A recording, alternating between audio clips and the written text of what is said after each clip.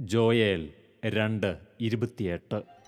അന്ന് ഇങ്ങനെ സംഭവിക്കും, എല്ലാവരുടെയും മേൽ എൻ്റെ ആത്മാവിനെ ഞാൻ വർഷിക്കും. ഈ ദൈവനാദത്തെ സ്വീകരിച്ചവൻ, ഈ ദൈവനാദത്തെ ഏറ്റെടുത്തവൻ. ഇവരാണ് മോസസ്, ഇവരാണ് മോസസ്, ഇവരാണ് മോസസ്.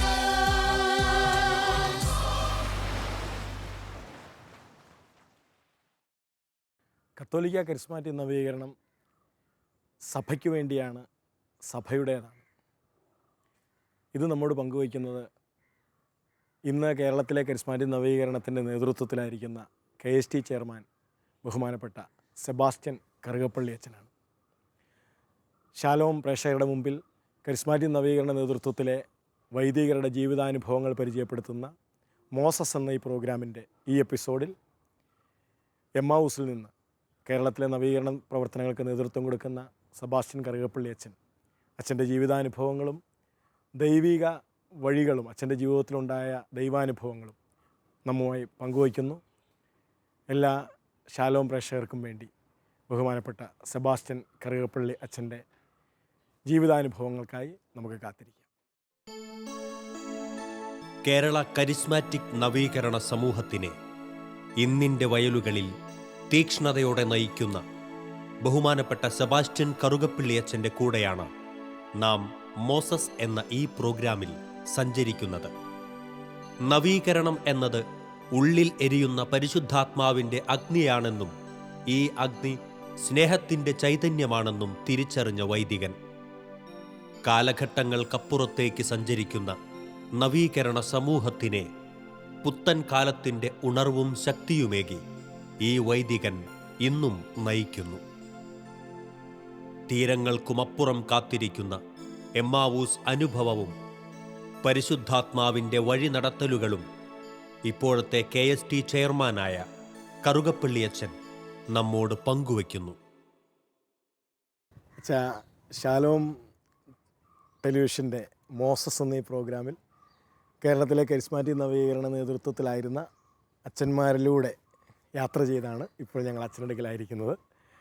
അച്ഛൻ്റെ അടുക്കൽ എത്തുമ്പോൾ ഉള്ള പ്രത്യേകത, അച്ഛൻ ഇപ്പോഴത്തെ കരിസ്മാറ്റിക് നവീകരണത്തിൻ്റെ കേരളത്തിലെ ഈ കാലഘട്ടത്തിലെ ചെയർമാനാണ്. അതുകൊണ്ട് അച്ഛൻ്റെ ജീവിതാനുഭവങ്ങളും അച്ഛൻ്റെ നവീകരണ ദർശനങ്ങളുമൊക്കെ ശാലോം പ്രേക്ഷകരുമായി പങ്കുവയ്ക്കപ്പെടുന്ന മോസസ് എന്ന ഈ പ്രോഗ്രാമിൻ്റെ ഈ എപ്പിസോഡിലേക്ക് ബഹുമാനപ്പെട്ട സെബാസ്റ്റ്യൻ അച്ഛനെ സ്നേഹപൂർവ്വം സ്വാഗതം ചെയ്യുന്നു. Thank you. അച്ഛൻ നവീകരണത്തിലെ നേതൃത്വത്തിൽ നാളുകളായിട്ട്, പ്രത്യേകിച്ച് വരാപ്പുഴ അതിരൂപതയുടെയും എറണാകുളം സോണിൻ്റെയും ഇപ്പോൾ കേരളത്തിലെ നവീകരണത്തിലെ നേതൃത്വത്തിൽ അച്ഛൻ ആളുകൾക്ക് വളരെ പരിചിതനാണ്. എങ്കിലും അച്ഛൻ്റെ വീട് പശ്ചാത്തലങ്ങളുമൊക്കെ ഒന്ന് അറിയാൻ ഞങ്ങൾക്ക് ആഗ്രഹമുണ്ട്. നമുക്ക് അവിടെ ആരംഭിക്കാം. ഞാൻ നവീകരണത്തിലേക്ക് അതിൻ്റെ താഴത്തെ നിരയിൽ നിന്ന് കയറി വന്ന ഒരു വൈദികനാണ്. അതായത് സബ് സോണിൻ്റെ ആനിമേറ്ററായിരുന്നു. ആദ്യകാലങ്ങളിൽ വൈപ്പിൻ സബ് സോണുമായി ബന്ധപ്പെട്ട് പോയിരുന്നു. തുടർന്ന് രൂപത ഡയറക്ടറായിരുന്ന സമയത്ത് എറണാകുളം സോണിൻ്റെ ആനിമേറ്ററായി. തുടർന്ന് കേസിലേക്ക് വരപ്പെട്ട ഒരു വൈദികനാണ്. എൻ്റെ വീട് എറണാകുളത്ത് തന്നെ വൈറ്റിലേക്കടുത്ത് മരടെന്ന് പറയുന്ന ഒരു പ്രദേശമാണ്. സാധാരണ ഒരു ഗ്രാമപ്രദേശമായിരുന്നു ഞങ്ങളുടെ കാലഘട്ടങ്ങളിൽ. പിന്നീട് അത് മുനിസിപ്പാലിറ്റിയായി മാറി. അതിൻ്റെ വളർച്ച അവിടെ ഉണ്ട്. സാധാരണ ഒരു കുടുംബത്തിലൊരു കൃഷിക്കാരനാണ് എൻ്റെ അപ്പൻ. ഒരു കൃഷി സംബന്ധമായൊരു പശ്ചാത്തലത്തിലാണ് ഞാൻ വളർന്നു വരികയും ചെയ്യുന്നത്. അപ്പൻ അതിനു മുമ്പൊരു ജോലി കാര്യങ്ങൾക്കൊക്കെ വേണ്ടി കർണാടകയിലൊക്കെ ആയിട്ട് ബന്ധപ്പെട്ടൊക്കെ പോയിരുന്നു എന്ന്. അത് പക്ഷേ എൻ്റെ ഓർമ്മയിലില്ല. ഞാൻ ഓർമ്മ വെക്കുമ്പോൾ അദ്ദേഹം ഒരു കൃഷിക്കാരനാണ്. അപ്പോൾ കൃഷി സംബന്ധമായ ഒരു പശ്ചാത്തലത്തിലാണ് ഞങ്ങൾ വളർന്നത്. വീടും വയലും മറ്റ് തോടും മേടും ഒക്കെ ആയിട്ടൊക്കെ ഒരു പശ്ചാത്തലത്തിലാണ്. അതുകൊണ്ട് തന്നെ ഞങ്ങൾക്ക് അവിടെ ആ പ്രദേശത്തുള്ള എല്ലാവരും തന്നെ നല്ലൊരു ബന്ധത്തിലായിരുന്നു. എല്ലാവരും കൂട്ടുകാരും നാട്ടുകാരും എല്ലാവരും തമ്മിൽ. അപ്പച്ചനും അമ്മച്ചിയും പിന്നെ ഞങ്ങൾ 6 മക്കളും. 8 മക്കളായിരുന്നു. 2 പേര് ചെറുപ്പം തന്നെ മരണമടഞ്ഞു. തുടർന്ന് ഞങ്ങൾ 6 മക്കളാണ്. അച്ഛൻ എത്രാമത്തെയാണ്? ഞാൻ ഏറ്റവും അവസാനത്തെ 6ാമത്തെ, ഇപ്പോൾ നിലവിലത്തെ 6ാമത്തെ പുത്രൻ. കണക്കിൽ 8ാമത്തെ പുത്രനാണ്. ഞങ്ങൾ 2 ആണും 4 പെണ്ണുങ്ങളുമാണ്. ഇപ്പോൾ ചേട്ടൻ എൻ്റെ തറവാട്ടിൽ താമസിക്കുന്നു. 4 ചേച്ചിമാരും വിവാഹം കഴിഞ്ഞ് എല്ലാവരും സന്തോഷത്തോടെ ഓരോ കുടുംബങ്ങൾ ഭംഗിയായിട്ട് മുന്നോട്ട് പോയിക്കൊണ്ടിരിക്കുന്നു. അച്ഛൻ ചെറുപ്പത്തിൽ തന്നെ സെമിനാരിയിൽ ചേരാൻ ആഗ്രഹിച്ച് പഠിച്ചയാളാണോ അതോ? ഞാനൊരിക്കലും സെമിനാരിൽ ചേരാൻ ആഗ്രഹിച്ചിട്ടില്ല. അച്ഛനാവണമെന്ന് ഞാൻ ആഗ്രഹിച്ചിട്ടുണ്ടായിരുന്നില്ല. എപ്പോഴും ഞങ്ങൾ പറയുമായിരുന്നു, ചേട്ടനാണ് സെമിനാരിൽ ചേരാൻ ശരിക്കും പറഞ്ഞാൽ എല്ലാവരും നിശ്ചയിച്ചിരുന്ന ആൾ ചേട്ടനായിരുന്നു. കാരണം ചേട്ടൻ വളരെ നല്ല സ്വഭാവത്തിലും അടക്കും ചിട്ടയുമായ കാര്യങ്ങളൊക്കെ മുന്നോട്ട് കൊണ്ടുപോവുകയും ചെയ്തപ്പോൾ എല്ലാവരും വിചാരിച്ചത് സെമിനാരിൽ പോകുന്നത് മിക്കവാറും ചേട്ടനായിരിക്കും എന്നുള്ളതാണ്. പിന്നീട് എന്നോടൊരിക്കൽ ഇങ്ങനെ പറഞ്ഞിട്ടുണ്ട്, നീ സെമിനാരിൽ പോയാൽ, അപ്പോൾ ഞാൻ പറഞ്ഞിട്ടുണ്ട്, ഞാൻ അച്ഛനായിട്ട് കണ്ടിരിക്കുന്ന എൻ്റെ ചേട്ടനെയാണ്, അതുകൊണ്ട് എനിക്ക് പോകാൻ പറ്റില്ല എന്ന് പോലും ഞാൻ പറഞ്ഞിട്ടുണ്ട്. പിന്നെ എൻ്റെ അപ്പൻ്റെ ജ്യേഷ്ഠൻ്റെ മകൻ അച്ഛനാണ്.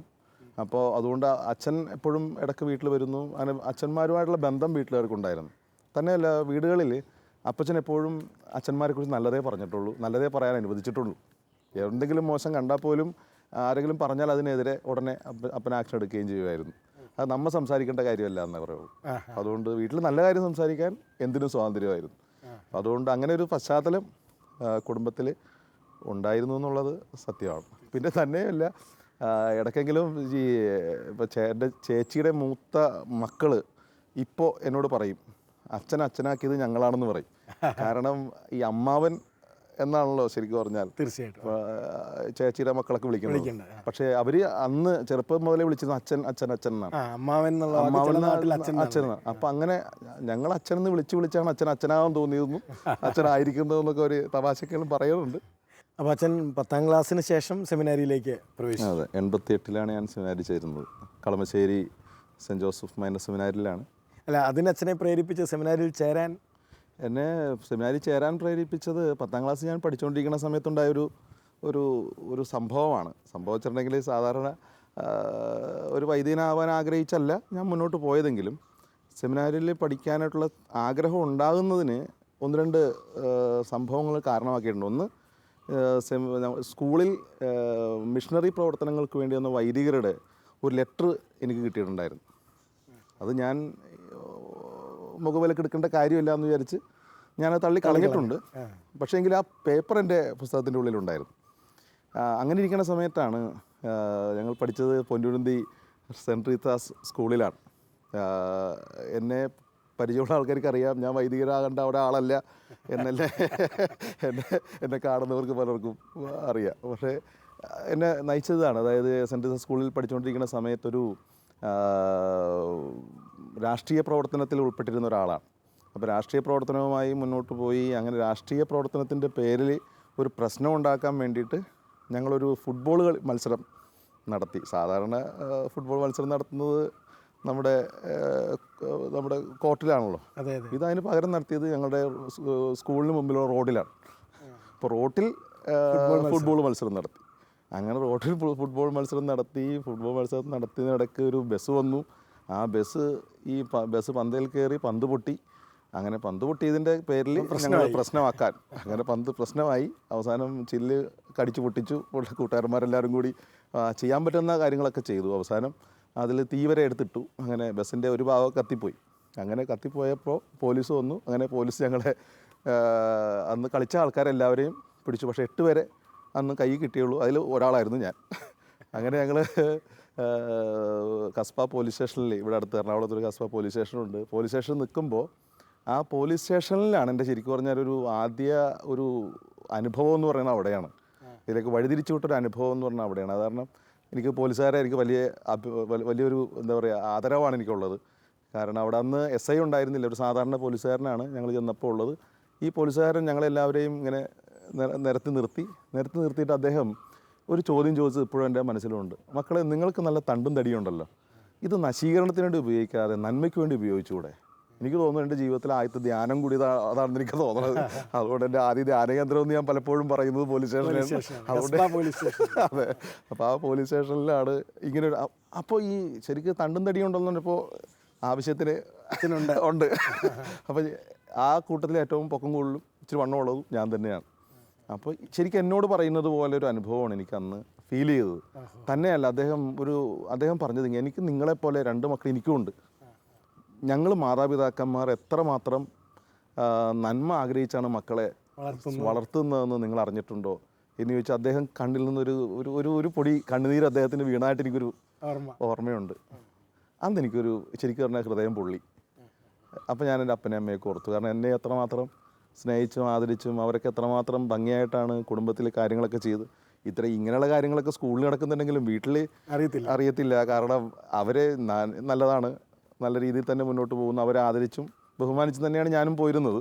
പക്ഷേ ഇങ്ങനെയൊക്കെ സ്കൂളിൽ ഇങ്ങനെയൊക്കെ വരുമ്പോൾ സ്കൂട്ടൊക്കെ കൂടി ഇങ്ങനെയൊക്കെ ചെയ്തിരുന്നു എന്നുള്ളത് സത്യമാണ്. പക്ഷേ എങ്കിലും അത് വീട്ടിലറിയരുതെന്നും വീട്ടുകാരെ വിഷമിപ്പിക്കരുതെന്നൊരു ചിന്ത എൻ്റെ മനസ്സിൽ അന്നേ ഉണ്ടായിരുന്നു. അന്ന് തുടങ്ങി ആ ഒരു തീരുമാനമെടുത്ത് ഇനി രാഷ്ട്രീയ പ്രവർത്തനമായിട്ട് മുന്നോട്ടില്ല. അങ്ങനെയാണ് ആ ഒരു അനുഭവം ഉണ്ടാകുന്നത്. സ്കൂളിൽ വന്നു, പിന്നെ രാഷ്ട്രീയമായിട്ട് മുന്നോട്ട് പോയിട്ടില്ല, പിന്നെ പഠിക്കാൻ തുടങ്ങി. അങ്ങനെ പഠിച്ച് വന്നപ്പോൾ എനിക്ക് തോന്നി 10ാം ക്ലാസ് കഴിഞ്ഞപ്പോൾ ഇനി എന്ത് ചെയ്യണം എന്ന് തോന്നപ്പോഴാണ് എൻ്റെ കൂട്ടുകാരന്മാരെന്നോട് പറഞ്ഞു, എടാ സെമിനാരിൽ ഇങ്ങനെ ഒരു വൊക്കേഷൻ ക്ലാസ് നടക്കുന്നുണ്ട്, നമുക്ക് പോകാം.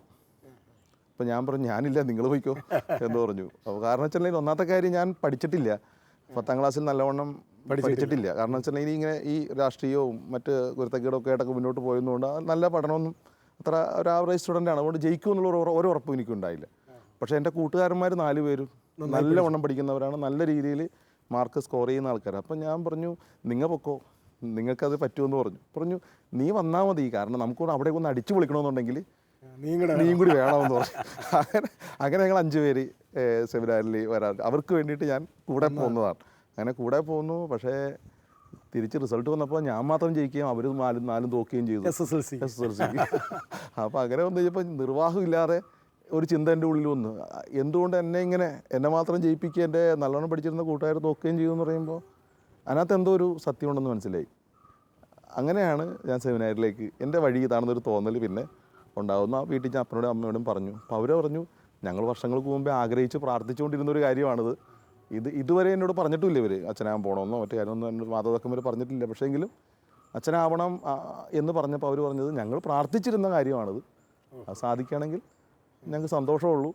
പക്ഷെ അവർ പോകുമ്പോഴും എന്നോട് പറഞ്ഞു, ഇനി എന്തെങ്കിലും ഒരു വിഷമം ഉണ്ടാകുന്നുവെങ്കിൽ തിരിച്ചു പോരാനും മടിക്കരുത്, കാരണം ഞങ്ങളിവിടെ അതേ സ്നേഹത്തിൽ തന്നെ ഉണ്ടാവും എന്ന് പറഞ്ഞു. അതുകൊണ്ടൊരു സമാധാനത്തോടു കൂടെയാണ് ഞാൻ സെമിനാരി. കാരണം നമുക്ക് പറ്റാത്ത പരിപാടി, ചിന്തിക്കാത്ത ഒരു കാര്യം അത് ചെയ്യാൻ പോവുകയാണല്ലോ. അതുകൊണ്ട് ആകുലത അങ്ങോട്ട് മാറി കിട്ടുകയും ചെയ്തു. തിരിച്ചു പോന്നാലും കുഴപ്പമില്ല, ചെന്ന് നോക്കാം എന്ന് വിചാരിച്ചു. അങ്ങനെയാണ് സെമിനാരിലേക്ക് ഞാൻ പോരുന്നത്. തീർച്ചയായിട്ടും അച്ഛൻ്റെ ഒരു ദൈവവിളി, കർത്താവ് ശരിക്കും നമ്മൾ ഈ പഴയ നിയമത്തിലേക്ക് കാണുന്ന പോലെ ആളുകളെ ഇങ്ങനെ വളരെ കൃത്യമായിട്ട് ചിലരിൽ നിന്ന് ഇങ്ങനെ തിരഞ്ഞെടുക്കുന്നു എന്ന് പറയുന്നത് അച്ഛനെ സംബന്ധിച്ച് വളരെ കൃത്യമാണ്. തീർച്ചയായിട്ടും ഈ പ്രഭാഷണൻ്റെ പുസ്തകത്തിലെ കാര്യങ്ങളൊക്കെ 33 അധ്യായത്തിൽ പറയുന്നുണ്ടല്ലോ, ചിലരെ അവിടുന്ന് വിളിച്ചു ഉയർത്തി, ചിലരെ വിശുദ്ധീകരിച്ച് കൂടെ നിർത്തി എന്ന് പറയുന്നത് പോലെ ഞാൻ ആ കൂട്ടത്തിൽപ്പെട്ടാന്ന് എനിക്ക് പലപ്പോഴും തോന്നാറുണ്ട്. വിശുദ്ധീകരിച്ച് കൂടെ നിർത്തേണ്ട ഒരാൾ തന്നെ ആയിരുന്നു ഞാൻ. പലപ്പോഴും ഇങ്ങനെ ഈ പത്രോസിനെയും യാക്കോബിനെയും യോഹന്നാനെ കുറിച്ചൊക്കെ ചിന്തിക്കുമ്പോൾ ഈശോ അവരെ മാത്രം കൊണ്ടുപോയി കൂടെ നിർത്തി എന്നൊക്കെ പറയുമ്പോൾ ഞാനിങ്ങനെ ചിന്തിക്കും, എന്തോ പ്രശ്നം അവർക്കുണ്ടായിരുന്നു, അല്ലെങ്കിൽ അവരങ്ങനെ കൂടെ നിർത്തേണ്ട കാര്യമില്ല. കാരണം എൻ്റെ വ്യക്തിപരമായ ജീവിതത്തിൽ നിന്നാണ് ഞാനത് തീർച്ചയായിട്ടും. കാരണം വെച്ചിട്ടുണ്ടെങ്കിൽ ഇപ്പോൾ യാക്കോബാണെങ്കിലും യോഹന്നാനാണെങ്കിലും തക്കം കിട്ടിയാൽ ആരാണ് വലുത് എന്നതിനെക്കുറിച്ച് ചിന്തിക്കുന്ന ഒരാൾക്കാരായിരുന്നു. ഇപ്പം പത്രോസ് ആണെങ്കിലും നിനക്കങ്ങനെ സംഭവിക്കാതിരിക്കട്ടെ എന്നൊക്കെ പറഞ്ഞ് കാര്യങ്ങൾ ഇങ്ങനെ സ്മൂത്താക്കി കൊണ്ടുപോകുന്ന ആളായിരുന്നു. അപ്പോൾ അതുകൊണ്ട് അങ്ങനെ ഉണ്ടാവാൻ ഇടവരാത്ത രീതിയിൽ അവരെ ഒരു ഉണർത്താനുള്ള ഒരു പ്രത്യേക പ്രൊട്ടക്ഷൻ കർത്താവ് നടത്തിയിരുന്നു. അന്ന് പറഞ്ഞതുപോലെ എന്നെയും കർത്താവ് ഇങ്ങനെ ഒരു പ്രൊട്ടക്റ്റ് ചെയ്ത് കൊണ്ടുപോയി ഇങ്ങനെ വഴിയിലേക്ക് തിരിച്ചു വിട്ടുമെന്നാണ്. അതെൻ്റെ അവസാന ഇപ്പോൾ ഇന്ന് വരെയുള്ള കാലഘട്ടങ്ങളിൽ അങ്ങനെയാണ് എനിക്ക് അനുഭവപ്പെട്ടിട്ടുള്ളത്. ഒരു നോർമൽ ഒരു പോക്കല്ല പോയിരിക്കുന്നത്. ഇപ്പോൾ മോശെ കർത്താവ് ഒരാളെ കൊന്നിട്ട് എന്താ പറയുക ഒളിച്ചോടേണ്ട തരത്തിൽ പോകേണ്ടി വന്നു എന്നൊക്കെ പറയുന്നത് പോലെ അവിടെ നിന്ന് പിന്നെ ഒരു അനുഭവത്തിൽ കൊണ്ടുവന്നു തിരിച്ചു വിട്ടു എന്നൊക്കെ പറയുന്നത് പോലെ അനുഭവങ്ങൾ പലപ്പോഴും എൻ്റെ ജീവിതത്തിലുണ്ട്. സെമിനാരിയിൽ അച്ഛൻ അങ്ങനെ സെമിനാരിയിൽ ചെന്നു. അതിനുശേഷം സെമിനാരിയുടെ ഒരു ഫോർമേഷൻ കാലഘട്ടമുണ്ടല്ലോ. ആ കാലഘട്ടത്തിൽ അച്ഛനെ കർത്താവ് ഈ പലരിൽ നിന്ന് വിളിച്ചു മാറ്റി നിർത്തി അച്ഛനെ വിശുദ്ധീകരിച്ച് അച്ഛനെ വലിയൊരു കാര്യത്തിന് വേണ്ടി അച്ഛനെ ഒരുക്കുന്നു എന്നൊരു അനുഭവങ്ങൾ അച്ഛനുണ്ടായിട്ടുണ്ടോ? ഞാൻ സെമിനാരി ചേർന്നതിന് ശേഷം എനിക്ക് ഏറ്റവും ഒരു ബുദ്ധിമുട്ടുള്ളൊരു കാര്യം പ്രസംഗം. അതെൻ്റെ ജീവിതത്തിൽ ഞാൻ ചെയ്യില്ല എന്ന് തീരുമാനിച്ചൊരു കാര്യമാണ്. കാരണം അതിനുള്ള കഴിവ് എനിക്കുണ്ടായിട്ട് തോന്നിയിട്ടില്ല. എന്തും പ്രവർത്തിക്കാനുള്ള ശാരീരികവും മാനസികവുമായുള്ള കരുത്ത് എനിക്കുണ്ട്. പ്രസംഗിക്കാൻ മാത്രം ഞാൻ ഒരുക്കമല്ലായിരുന്നു. അതുകൊണ്ട് തന്നെ സെമിനാറിലെ എല്ലാ ദിവസങ്ങളിലും വൈകുന്നേരങ്ങളിൽ ഒരു 10 മിനിറ്റ് നേരത്തെ ഒരു പ്രസംഗം എല്ലാ സെമിനാരിക്കാരും പറയണമായിരുന്നു. അപ്പോൾ റെക്ടറച്ചൻ വൈകുന്നേരം ക്ലാസ്സിലൂടെ ഞങ്ങൾ പഠിക്കുന്നിടത്തൂടെ നടക്കും. അപ്പോൾ അച്ഛൻ അപ്പോൾ കാണുന്ന അച്ഛന് തോന്നുന്ന ഒരാളെ പിടിച്ച് അത് ഏൽപ്പിക്കുകയും ചെയ്യുമായിരുന്നു. ഞാൻ അച്ഛൻ മുകളിൽ നിന്ന് ഇറങ്ങി വരുന്ന ആ സ്വരം കേൾക്കുമ്പോഴേ ഞാൻ അവിടെ നിന്ന് മുങ്ങും, കാരണം എനിക്ക് കിട്ടാതിരിക്കാൻ വേണ്ടി. പക്ഷേ ഒരിക്കലും ഞാനിങ്ങനെ പല സ്ഥലങ്ങളിലും നടന്ന് മതിയായി കഴിഞ്ഞപ്പോൾ ഞാൻ പള്ളിയിൽ പോയിരിക്കാൻ വിചാരിച്ചു. കാരണം പള്ളിയിൽ വന്നിട്ട് അച്ഛൻ അന്വേഷിക്കാമല്ലോ, അതുകൊണ്ട് കിട്ടുന്ന ആളെ ഏൽപ്പിക്കും എന്ന് വിചാരിച്ചിട്ട് ഞാനൊരു ദിവസം പള്ളിയിൽ പോയിരുന്നു. പള്ളിയിൽ പോയിരുന്ന് കുറച്ച് കഴിഞ്ഞപ്പോൾ റെക്ടർ അച്ഛൻ എൻ്റെ തോളത്ത് കൈ പിടിച്ചിട്ട് പറയുന്നത്, ഞാനിങ്ങനെ ഇന്ന് പ്രസംഗം ഏൽപ്പിക്കാൻ ഉദ്ദേശിച്ചത് പ്രാർത്ഥനയെക്കുറിച്ചാണ്. അതുകൊണ്ട് പ്രാർത്ഥനയെക്കുറിച്ച് ഏൽപ്പിക്കാനുള്ള എന്ന് വെച്ചിട്ടുണ്ടെങ്കിൽ പഠിക്കുന്ന ഒരാളെ പിടിച്ച് ഏൽപ്പിക്കുന്ന കാര്യമല്ല, അത് ഉപകാരമുള്ള കാര്യമല്ല. അതുകൊണ്ട് ഞാൻ രാവിലെ തുടങ്ങി പള്ളിയിൽ കയറി ഇരിക്കുകയാണ്. ആരാണെന്ന് വ്യക്തിപരമായിട്ട് പ്രാർത്ഥിക്കാൻ പള്ളിയിൽ കയറുന്നത് അയാളെ ഇന്നത്തെ പ്രസംഗിപ്പിക്കാന്നുള്ളതാണ്. ഞാൻ ഒഴിവാക്കാൻ വേണ്ടി പോയൊരു സ്ഥലമാണത്. പക്ഷേ അന്നത്തെ പ്രസംഗം ഞാൻ പറയേണ്ടി വന്നു. അപ്പോൾ ഞാൻ വിചാരിക്കാറുണ്ട്, നമ്മളെന്ത് വേണ്ടാന്ന് വെക്കുന്നു എന്നുള്ളതല്ല, കർത്താവ് എന്താ ആഗ്രഹിക്കുന്നു അതെ നടത്തിക്കോളൂ എന്നുള്ളത് പിന്നെയും പിന്നെയും എൻ്റെ ജീവിതത്തിൽ ഇങ്ങനെ വന്നുകൊണ്ടിരുന്നു എന്നുള്ളതാണ്. സെമിനാരിൽ ഒരിക്കലും ഒരു മോശമായ അനുഭവങ്ങൾ എനിക്ക് ഉണ്ടായിട്ടില്ല. എപ്പോഴും സന്തോഷത്തോടെ തന്നെയാണ് മുന്നോട്ട് പോയിട്ടുള്ളത്. അച്ഛന് ഓർഡിനേഷൻ ഏത് വർഷത്തിലായിരുന്നു? എൻ്റെ ഓർഡിനേഷൻ 1999 ഡിസംബർ 23 നോമ്പ് കാലത്താണ് ഞാൻ ഓർഡിനേഷൻ സ്വീകരിക്കപ്പെടുന്നത്. അച്ചാരപ്പറമ്പിൽ പിതാവാണ്, ഡാനിയൽ അച്ചാരപ്പറമ്പിൽ പിതാവാണ് എനിക്ക് അന്ന് ഓർഡിനേഷൻ തരുന്നത്. അച്ഛൻ പറഞ്ഞല്ലോ, അച്ഛനെ കർത്താവ് അച്ഛൻ ഒരിക്കലും ആഗ്രഹിച്ചതല്ല വൈദികനാകാൻ ചെറുപ്പത്തിൽ. പക്ഷേ കർത്താവ് അവിടുന്ന് അച്ഛനെ തെരഞ്ഞു പിടിച്ചു. അതുപോലെ അച്ഛൻ പ്രസംഗിക്കാൻ ഒരിക്കലും ആഗ്രഹിച്ചതല്ല, പക്ഷേ കർത്താവ് റെക്ടർ അച്ഛനിലൂടെ വന്ന് തെരഞ്ഞു പിടിച്ചു. അപ്പോൾ അങ്ങനെ അച്ഛൻ തെരഞ്ഞു പിടിക്കപ്പെട്ട ഒരു വൈദികനായിട്ടാണ് അച്ഛൻ അഭിഷിക്തനായത് 1999. അച്ഛനെ സാവകാശ ഇടവകയിലേക്ക് ചെന്നല്ലോ. അച്ഛനെ ഒരു ജനങ്ങളുടെ ഇടയിൽ പുരോഹിതനായി അച്ഛനെ ഏൽപ്പിച്ചു. അപ്പോഴൊക്കെ അച്ഛനെ നയിച്ചത് ഈ ഒരു ഞാനിങ്ങനെ പ്രത്യേകം തിരഞ്ഞെടുക്കപ്പെട്ടവനാണ് എന്നുള്ള അച്ഛൻ്റെ ആ ഒരു പഴയ തിരഞ്ഞെടുപ്പുണ്ടല്ലോ, അത് അച്ഛനെ എത്രത്തോളം സഹായിച്ചിട്ടുണ്ട്? ഒത്തിരിയേറെ. അതായത് നമുക്കൊരു ബോധ്യം ഉള്ളിലുണ്ടല്ലോ, അതായത് ദൈവം കൂടെ ഉണ്ട്, അതുകൊണ്ട് വ്യക്തിപരമായ കഴിവുകളല്ല ഒരാളാക്കുന്നത് എന്നുള്ളൊരു വലിയൊരു ബോധ്യം എൻ്റെ ഉള്ളിലുണ്ട്. അത് ചെറുപ്പം എൻ്റെ പരീക്ഷയ്ക്ക് പോകുമ്പോൾ പോലും ഞാനങ്ങനെ അത് എൻ്റെ വ്യക്തിപരമായ പ്രാർത്ഥനയിൽ അത് വരുമായിരുന്നു. കാരണം വേറൊന്നുമല്ല, ഞാൻ 4ാം ക്ലാസ് 5ാം ക്ലാസ്സൊക്കെ പഠിച്ചുകൊണ്ടിരിക്കുന്ന സമയത്ത് ആ സമയത്താണ് കുറച്ച് ഓർമ്മകൾ എൻ്റെ ഉള്ളിൽ ഇതുമായി ബന്ധപ്പെട്ട് കിടക്കുന്നത്. അതായത് അപ്പച്ചൻ അന്ന് രോഗിയായിട്ട് വീട്ടിലിരിക്കുന്ന സമയമാണ്. സമയം കിട്ടുമ്പോഴൊക്കെ അപ്പച്ചനും അമ്മച്ചിയും മുൻവശത്തുള്ള മുറിയിലിരുന്ന് തടിയുള്ള പുസ്തകം വായിക്കുക. എന്ത് പുസ്തകമാണെന്ന് അന്നറിയാൻ പാടില്ല, പക്ഷെ ഇന്നറിയാം അത് ബൈബിളാണെന്നുള്ള കാര്യം. കാരണം ഞാൻ ബൈബിള് വായിക്കുമ്പോൾ പലതും എനിക്ക് നേരത്തെ അറിയാവുന്നതാണ്. എനിക്കറിയാൻ പാടില്ലാത്ത ഒന്നും അതിനകത്ത് ഞാനിതോട്ടും വായിച്ചിട്ടില്ല. ഇവർ വായിച്ച് കേൾക്കുന്നു, ഞാൻ വായിച്ച് കേട്ടിട്ടുണ്ട്. അവരൊക്കെ വായിക്കുന്നത്. അതായത് അപ്പനും അമ്മയും അവിടെ ഇരിക്കുമ്പോൾ അമ്മ വായിക്കാറില്ല, അമ്മ 4ാം ക്ലാസ് പഠിച്ചു എന്നൊക്കെയാണ് പറയണത്. പക്ഷേ ഇതോട്ട് വായിച്ച് ഞാൻ കണ്ടിട്ടില്ല. പക്ഷേങ്കിലും എനിക്ക് ഞാനൊരു ദിവസം ഈ പാലാവട്ടം, എൻ്റെ അമ്മയുടെ വീട് പാലാരിവട്ടത്താണ്, പാലാവട്ടം പള്ളിയിൽ ധ്യാനിപ്പിക്കാൻ ചെന്ന് കഴിഞ്ഞപ്പോൾ ഞാനിങ്ങനെ പറഞ്ഞു, എൻ്റെ അമ്മ 4ാം ക്ലാസ് പഠിച്ചത് ഇവിടെയാണെന്നാണ് പറഞ്ഞു കേട്ടെങ്കിൽ എനിക്ക് അറിയാൻ പാടില്ല എന്നൊക്കെ ഞാൻ പറഞ്ഞെങ്കിലും ധ്യാനം കഴിഞ്ഞ ഉടനെ ഒരു ചേച്ചീൻ്റെ അടുത്ത് വന്നിട്ട് പറഞ്ഞു, മോനെ ഫിലോമിനയുടെ മോനാണോ എന്ന് ചോദിച്ചു. അപ്പം ഞാൻ അതെ ഫിലോമിനയുടെ മോനാണ്. അപ്പം അമ്മച്ചി ഏതാണെന്ന് ചോദിച്ചാൽ ഞാൻ ഫിലോമിനയുടെ ക്ലാസ്മേറ്റാണ്, ഞങ്ങൾ 4ാം ക്ലാസ്സിൽ ഒരുമിച്ച് ഒരു ബെഞ്ചിലിരുന്നാണ് പഠിച്ചേക്കുന്നത്. അപ്പം എനിക്ക് തെളിവായി അപ്പം 4ാം ക്ലാസ് പക്ഷേ വായിച്ച് കണ്ടിട്ടില്ല. അപ്പൻ 2ാം ക്ലാസ്സാണ് പഠിച്ചേക്കുന്നത്. പക്ഷെ അപ്പൻ ഈ ലോകപരിജ്ഞാനം കൂടുതലുള്ളതുകൊണ്ടും പല സ്ഥലങ്ങളിലൊക്കെ പോയതുകൊണ്ടും അപ്പം മലയിലൊക്കെ പോയി ജോലി ചെയ്ത് വന്നതുകൊണ്ടൊക്കെ പല ഭാഷകളും അപ്പൻ കൈകാര്യം ചെയ്യുമായിരുന്നു. അപ്പോൾ ഈ അപ്പനെ കൊണ്ടാണ് അമ്മ വായിപ്പിക്കുന്നത്. അപ്പോൾ അമ്മ പറയും കുറച്ചുറക്കെ വായിക്കി എന്ന് പറയും, അമ്മയും കൂടി കേൾക്കാൻ. ഞങ്ങൾ സ്കൂള് കഴിഞ്ഞ് ഓടി വരുമ്പോൾ അമ്മ പറയും കുറച്ചും കൂടെ ഉറക്കെ വായിക്കാൻ പറയും, ഞങ്ങളും കൂടി കേൾക്കാൻ വേണ്ടിയിട്ടാണ്. അപ്പോൾ ഞങ്ങളെ സംബന്ധിച്ച് ഞങ്ങൾ കേൾക്കാൻ പറയാറില്ല. പക്ഷേ എങ്കിലും ഞങ്ങൾ പുസ്തകം വെച്ചിട്ട് കളിക്കാൻ പോകാനുള്ള ചാവടിക്കാൻ പോകാനുള്ള ആ ഗ്യാപ്പിൽ ഇത് കേൾക്കും. ചില സമയത്തൊക്കെ ഞങ്ങളവിടെ ഇരിക്കും, കാരണം ചില നല്ല കഥകൾ ഒക്കെ വരാറുണ്ട്. ഒരു ദിവസം ഞാൻ ഓർക്കുന്നത് ഇങ്ങനെയാണ്, നമ്മൾ ഗോലിയാത്തിൻ്റെ കാര്യം ഓർക്കാറുണ്ട്. അതായത് എന്നെ ഒത്തിരി സ്പർശിച്ചതും എന്നെ വ്യക്തിപരമായി എന്നെ ഒന്ന് ഉയർത്താൻ ശ്രമിച്ചിട്ടുള്ളൊരു ദൈവത്തിൻ്റെ വചനം ഞാൻ എപ്പോഴും കാണുന്നതില്ല. അതായത് ദാവീദ് ഗോലിയാത്തിനോട് പറയുമല്ലോ, നീ യുദ്ധം ചെയ്യാൻ വേണ്ടി വന്നിരിക്കുന്നത് മനുഷ്യനിർമ്മിതമായ ആയുധങ്ങളും കൊണ്ടാണ്, എന്നാൽ ഞാൻ യുദ്ധം ചെയ്യാൻ വേണ്ടി വന്നിരിക്കുന്നത് സർവ്വശക്തനായ ദൈവത്തിൻ്റെ കരത്തിൻ്റെ കീഴിലാണ് എന്ന് പറഞ്ഞിട്ടാണ് അവൻ യുദ്ധം ചെയ്യാൻ വേണ്ടി. ഇതൊക്കെ എൻ്റെ അന്ന് അവിടെ ഞാൻ കേട്ടിട്ടുണ്ട്. അപ്പോൾ ഞാനിങ്ങനെ ചിന്തിക്കട്ടെ, കൊള്ളാമല്ലോ, ദൈവത്തിൻ്റെ കരത്തിൽ ആശ്രയിച്ചു കഴിഞ്ഞാൽ മനുഷ്യൻ ഒരുക്കിയതല്ല അതൊക്കെ അത് നിഷ്പ്രയാസം നിഷ്പ്രയോജനമാണെന്നൊരു കാഴ്ചപ്പാട് അന്ന് കിട്ടി. പരീക്ഷ എഴുതാൻ പോകുമ്പോഴും ചിലപ്പോൾ ആദ്യത്തെ ചോദ്യം ചിലപ്പോൾ അറിയാൻ പാടില്ലാത്തതായിരിക്കും. പക്ഷേ എങ്കിലും ഞാൻ അവിടെ നിന്ന് പറയും, ഞാൻ പരീക്ഷ എഴുതാൻ വന്നിരിക്കുന്നത് മനുഷ്യനിർമ്മിതമായ ആയുധങ്ങൾ കൊണ്ടല്ല, ദൈവത്തിൻ്റെ കരങ്ങളിൽ ആശ്രയിച്ചുകൊണ്ടാണ്. ഞാൻ ഓർക്കാറുണ്ട്, ഇവിടെ PDCക്ക് പഠിച്ചിട്ടിരിക്കുന്ന സമയത്ത് സെൻറ്റ് പോൾസ് കോളേജിലാണ് പഠിച്ചിട്ടിരിക്കുന്നത്. അന്ന് റോമാ സാമ്രാജ്യത്തിൻ്റെ അധപതനത്തിന് കാരണം എന്താണെന്നൊരു ചോദ്യമുണ്ട്. ഹിസ്റ്ററിയാണ് പഠിച്ചിരുന്നത്. അധപതനത്തിന് കാരണം എന്താണെന്നൊരു ചോദ്യം ചോദിച്ചു. അത് ഞാൻ വായിച്ചിട്ടില്ല, അന്ന് ക്ലാസ്സിലുണ്ടായിട്ടുമില്ല. പക്ഷേ എങ്കിലും ഞാൻ എഴുതി വെച്ചു, അടി തെറ്റിയാൽ ആനയും വീഴും. ഒറ്റ വാക്കേ ഉള്ളൂ, അടി തെറ്റിയാൽ ആനയും വീഴും. പക്ഷെ എനിക്ക് ഫുൾ മാർക്ക് അതിന് കിട്ടി. കാരണം ഈ ചോദ്യം പേപ്പർ നോക്കുന്ന സാറിന് വിവരമുള്ളതുകൊണ്ട് ഈ റോമാ സാമ്രാജ്യത്തിന് അധപതനത്തിന് കാരണം അങ്ങനെയുള്ള സംഭവങ്ങൾ അങ്ങനെ വന്നുകൊണ്ട് അപ്പോൾ സാറ് വിചാരിച്ചത് എഴുതിയിരിക്കുന്ന എനിക്ക് ഇതെല്ലാ കാര്യം അറിയാവുന്നതുകൊണ്ട് കാച്ചിക്കുറുക്കി എഴുതിയിരിക്കുന്ന ഒരു ഉത്തരമാണെന്നാണ്. പക്ഷേ എന്താണെങ്കിലും അന്ന് ഫുൾ മാർക്ക് എനിക്ക് കിട്ടിയത് ഓർക്കുന്നുണ്ട്. അതെനിക്ക് തോന്നുന്നു ഇങ്ങനെ ഒരു ചിന്താഗതി എൻ്റെ ഉള്ളിൽ കിടക്കുന്നതുകൊണ്ട് അറ്റ് പ്രസൻറ്റിൽ ജീവിക്കാൻ എനിക്ക് സാധിക്കുന്നുണ്ട്. അതുകൊണ്ട് ഉത്കണ്ഠ എന്ന് പറയുന്നത് ഒരു എന്നെ അസ്വസ്ഥപ്പെടുത്തിയിട്ടില്ല. അല്ല, അച്ഛനെ പരിചയമുള്ള, ഞാൻ അച്ഛനെ അടുത്ത് പരിചയപ്പെടാൻ തുടങ്ങിയപ്പോൾ മുതൽ ഞാൻ ശ്രദ്ധിച്ചിട്ടുള്ള ഒരു കാര്യമാണ്, അച്ഛൻ ഈ നേരത്തെ പറഞ്ഞത് അറ്റ് പ്രസൻറ്റ് ജീവിക്കുന്നയാളാണ് എന്ന് പറഞ്ഞാൽ അച്ഛൻ കഴിഞ്ഞ കാലങ്ങളിലേക്ക് നോക്കി ജീവിക്കുന്നയാളല്ല, മുന്നോട്ട് ഒത്തിരി നോക്കി ഭയങ്കര ആ സമയത്ത് ജീവിക്കുന്നയാൾ. അതിൻ്റെ ഒരു പല സമയങ്ങളിലും അച്ഛൻ വളരെ ഫ്രീ ആണ്, വളരെ സന്തോഷവാനാണ്. ആളുകളോടുള്ള ബന്ധത്തിലൊക്കെ ഒരു വൈദികൻ എന്ന രീതിയിൽ അച്ഛൻ സ്വാതന്ത്ര്യം അനുഭവിക്കുന്നുണ്ട്. അപ്പോൾ ഞാൻ ചോദിക്കണം, ഈ ഒരു സ്വാതന്ത്ര്യം തീർച്ചയായിട്ടും ഈ ഒരു അവബോധത്തിൽ നിന്ന് തന്നെ ആയിരിക്കില്ല? തീർച്ചയായിട്ടും അത് ഈ കുടുംബത്തിൽ നിന്ന് കിട്ടിയ ഒരു നല്ലൊരു ശിക്ഷണമാണ് അതിന് കാരണം. പ്രത്യേകിച്ച് ദൈവവചനവുമായി ബന്ധപ്പെട്ട് അവർ ജീവിച്ചു. അതിൻ്റെ ഒരു അപ്പൻ അമ്മയും വചനം വായിച്ചാൽ അതിൻ്റെ ഉപകാരം മക്കൾക്കുണ്ടാവും എന്നുള്ള പറയണേക്കണം. തീർച്ചയായിട്ടും എന്ന് പറഞ്ഞാൽ ആ ഉപകാരം എനിക്ക് കിട്ടിയിട്ടുണ്ട്. വചനത്തിൻ്റെ വിത്ത് ഉള്ളിലുണ്ട് കിടന്ന്.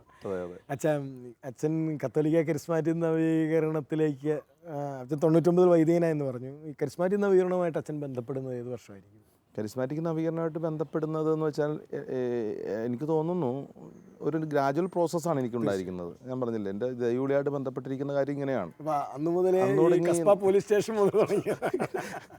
കാരണം ദൈവവചനത്തിൽ ജീവിക്കുന്ന ഒത്തിരി ആളുകളെ എനിക്ക് എൻ്റെ ദൈവം എൻ്റെ മുമ്പിൽ കൊണ്ടുവന്ന് തന്നു. അത് പോലീസുകാരൻ്റെ രൂപത്തിലാണ്, അപ്പൻ്റെ അമ്മയുടെയും രൂപത്തിലാണ്, സാറന്മാരുടെ രൂപത്തിലാണ്. എന്നെ നവീകരണ നേതൃത്വത്തിലേക്ക് എന്നെ ക്ഷണിച്ചത് സിസ്റ്റർ ഓസ്ബർഗ എന്ന് പറയുന്ന ഒരു CTCയിലെ സിസ്റ്ററാണ്. ആ സിസ്റ്ററിലൂടെ, അപ്പോൾ ഇവരിലൂടെയൊക്കെ, ഇപ്പോൾ നിങ്ങളിലൂടെ ആണെങ്കിലും ഷായ്ച്ചനൊപ്പം നമ്മൾ പ്രവർത്തിക്കുന്നുണ്ടല്ലോ.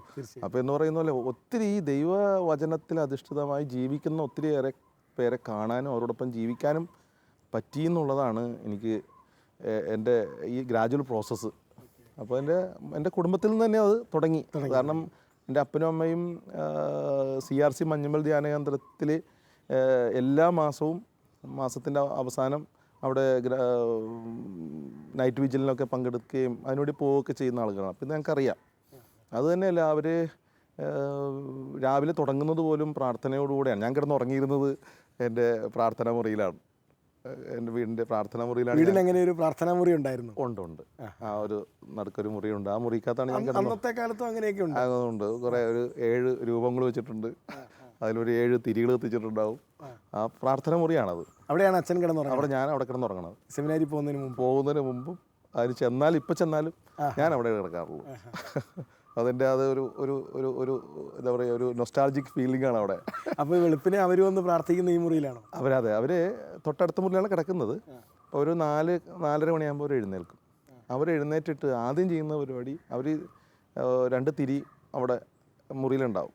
അത് കത്തിച്ചുകൊണ്ടാണ് ഈ മുറിയിലേക്ക് വരുന്നത്, പ്രാർത്ഥനാ മുറിയിലേക്ക് വരുന്നത്. അത് കത്തിച്ച് ലൈറ്റൊന്നും ഇടാറില്ല. അന്ന് ആ കാലത്ത് ലൈറ്റ് ഇല്ല എങ്കിലും ഇത് തിരി കത്തിച്ച് രണ്ടുപേരും വരും.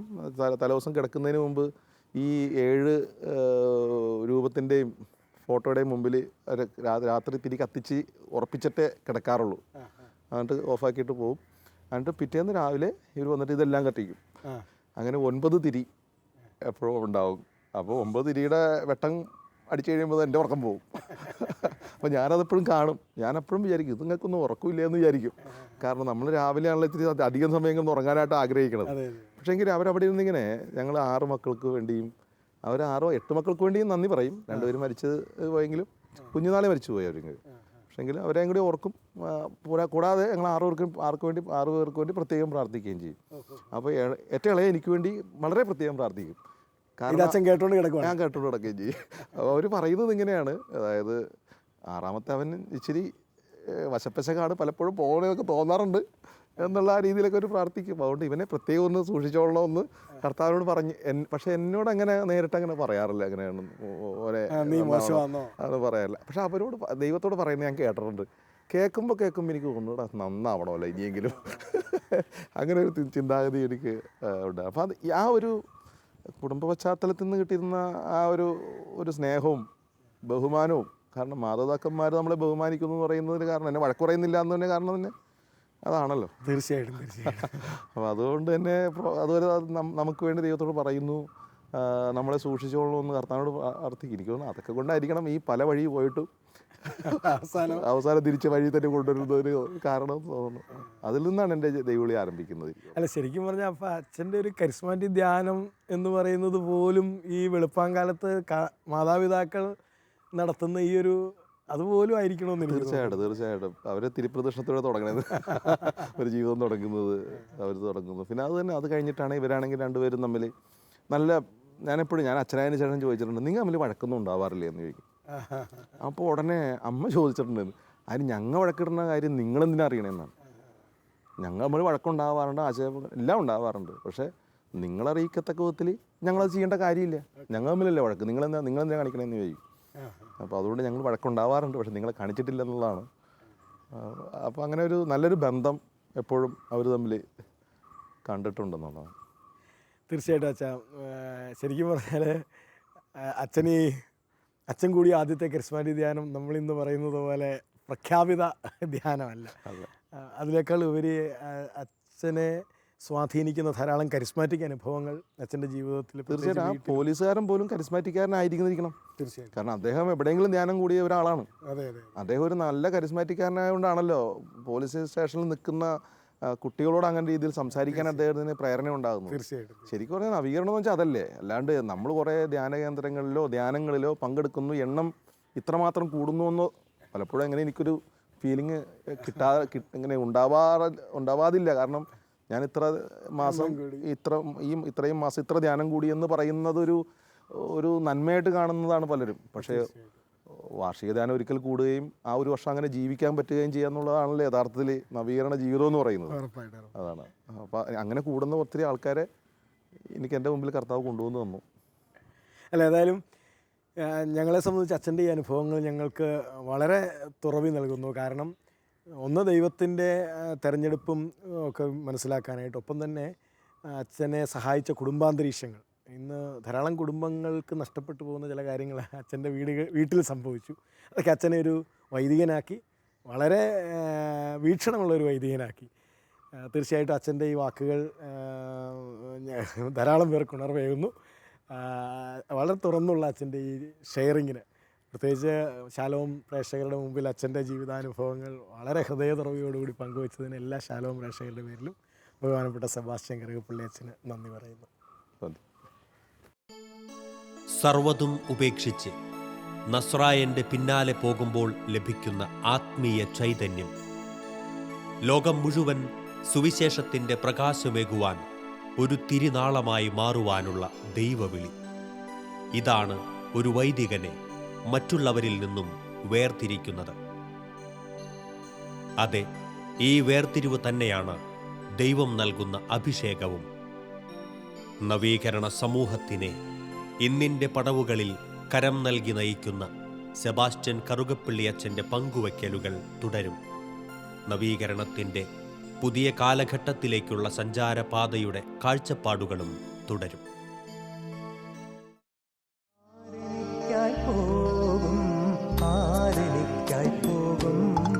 പാടുവാൻ വചനം ഏകുവാനൊരു സാക്ഷ്യം.